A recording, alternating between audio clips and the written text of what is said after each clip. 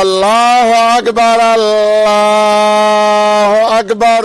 د لوی او مهربان الله په سپېڅلي نامه درنو لیدونکو السلام علیکم. نن د معتادینو د ساتنې 15 بستریز مرکز ته راغلي یو. دا چې دوی دلته په څه وضعیت کې دي او څنګه پالنه کیږي د دې کمپ له مسؤلینو سره او همدارنګه په نشهیي توکو له روږدو کسانو سره به هم خبرې وکړو.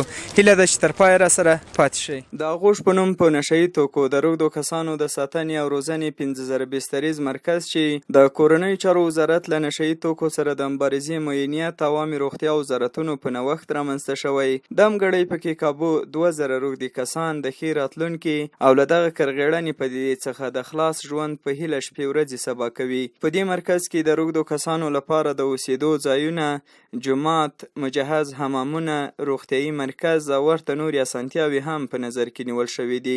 دغو کسانو تر دې وړاندې د پلي سوخته په ګډون د پلازمینې کابل په بېلابېلو برخو کې له کړاوونو او ذلت څخه ډک ژوند درلود او ډېری کسانو به یې د نشهیي توکو د اخیستلو په موخه د پیسو ترلاسه کولو لپاره ان له خپلو کورونو څخه هم غلاوې کولې. د دې کسانو ډېری برخه په ایران او ځینې نورې د اقتصادي ستونزو او بیکارۍ له کبله په نشهیي توکو روږدي شوي دي. حدوداً یک 20 سال است که معتاد مواد مخدر هستیم. همینجا در کابل بودیم؟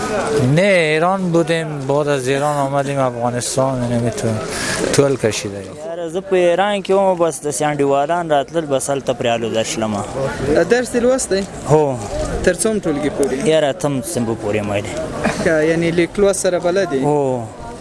څومره وخت دلته تا مواد استفاده کړې؟ یاره قریب دلته یو 7 میاشتې کېږي چې د ایران راغلم، بس دلته یې مواد استفاده کوم. 35 سال میشه ما به این مواد آغشته شدیم، در ایران آغشته شدیم، 2 بار 3 بار ترکم کردیم، تداوی کردیم، باز دوباره که در محل بوده باشه که آمدیم اونجا این چیزا زیاد بوده، باز دوباره گرفتار شدیم. د دې مرکز مشر ډاکټر شمس الرحمن منهاج که څه هم د روږدو کسانو د ښې پالنې ډاډ ورکوي، خو ګیله لري چې په دې برخه کې فعالو بنسټونو او خیریه مؤسسو ورسره د پام وړ مرسته نه ده کړې.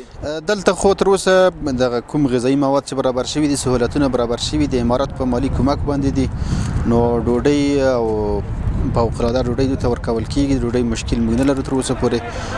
دوی دپاره حمامونه ګرمې اوبه موجودې دي چې حمامونه وکړي، د کالیو سیستم یې برابر دی. په هفته کې موږ دوی ته 1 ور 2 ور حمام ورکوو او همدغسې خپل تشنابو سیستم یې برابر دی. د جومات سیستم شته دی، دوی خپل منځونه باندې شروع کړې ده. عالم دین دی، حج اوقاف نه راځي، هغوی ته دیني علم زده کړه ورکوي او حرفوي زده کړې به هم ورته شروع شي انشاءالله. صنفونه یې برابر دي، نو دغه سهولتونه برابر دي. او بل په دې کې تر اوسه موږ سره کوم مؤسسې او خیریه بنسټ داسې همکاري نه ده کړې چې هغه غذایي مواد وي یا د هغوی اشیاء باته په غاړه باندې واخلي. صرف کوم خیریه بنسټ کومک کړی وي، د کالو کومک یې کړی دی، نور مؤسساتو کومک نه دی کړی. د چارو اداره د اطلاعات او کلتور، کار او ټولنیزو چارو، ترانسپورت، ارشاد، حج او اوقافو، مالیې، لوړو زده کړو او پوهنې وزارتونو، کابل ښاروالۍ، افغان سرې میاشتې او تخنیکي او مسلکي زده کړو ادارو بیا په دې مرکز کې د روږدو کسانو لپاره د ښوونې او مسلکي زده کړو زمینې برابرولو هڅې پیل کړي او ټاکل شوې ده چې ډېر ژر به یې عملي چارې هم پیل شي. دلته داسې کسان هم بستر دي چې یو وخت یې ښه ژوند درلود او د خپلو کورنیو سرپرستي به یې کوله، خو د ژوند کړاوونو او د روږدو کسانو ملګرتیا له دغه ناوړه او سخت برخلیک سره مخ کړي دي. دا عبدالوحید جان دی، د تر 11 ټولګۍ پورې مکتب هم لوستی دی. په اصل کې آهنګر دی. دی وایي یو ورځ یې هوسا ژوند درلود، خو کله چې په نشهیي توکو روږدی شو، ژوند یې له سترو تکلیفونو او ناخوالو سره مخ شوی. له وحید جان نه به واورو چې په ژوند کې څه مشکلات درلودلي او اوس چې دلته دې مرکز ته راغلی څنګه احساس کوي.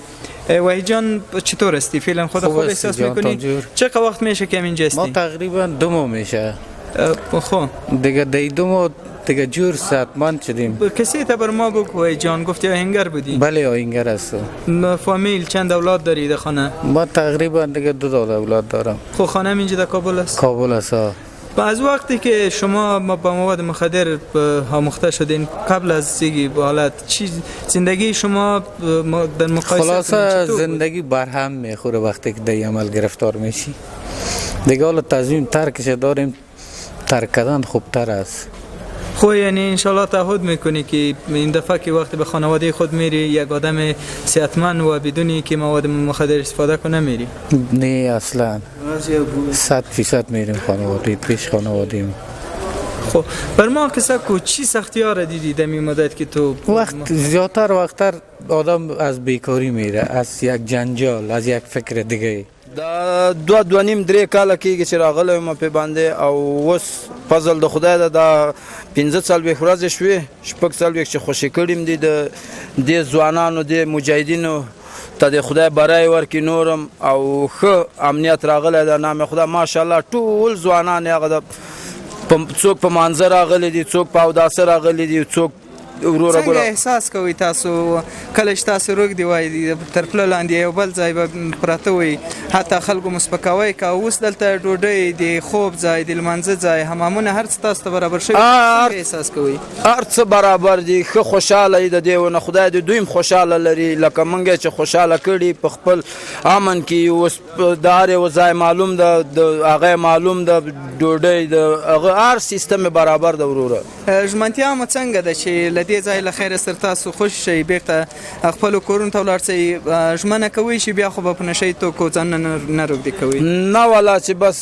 دغه ژوند و بس څوک یوې خوا نه څوک بلې خوا نه په دې هغو بدبختۍ باندې اخته ول او نه غواړو چې بعد د دې داسې بدبختۍ سره مخه شي او یا داسې بدبختي وکړو سره له دې چې په تېرو کلونو کې له نشهیي توکو سره د مبارزې په نوم میلیاردونه ډالر ښکته پورته شول خو دې ټوله موده کې نه یوازې د نشهیي توکو په کرکیله کې کمښت رانغی بلکې په دغو توکو د روږدو کسانو شمیر ورځ تر بلې د ډېرېدو په حال کې و اندونه دا دي چې که نړیواله ټولنه او اړوند بنسټونه په افغانستان کې له نشهیي توکو سره په پیل کړې مبارزه کې د اسلامي امارت لاسنیوی وکړي نو لرې نه ده چې دغه شومه پدیده په هیواد کې له منځه لاړه شي باید وویل شي چې د کورنیو چارو وزارت د اسلامي امارت تر بیا واکمنېدو وروسته تر دې دمه د شاوخوا 15,000 روږدو کسانو درملنه کړې او په دې وروستیو کې د هیواد له ګوټ څخه 14,000 روږدي کسان راټول کړي دي چې له دې ډلې څخه 15,000 کسان په پلازمینه کابل کې راټول شوي او همدارنګه په یاده موده کې د نشهیي توکو 4,500 قاچاقړونکي او کاروباریان هم نیول شوي او د قانون منګولو ته سپارل شوي دي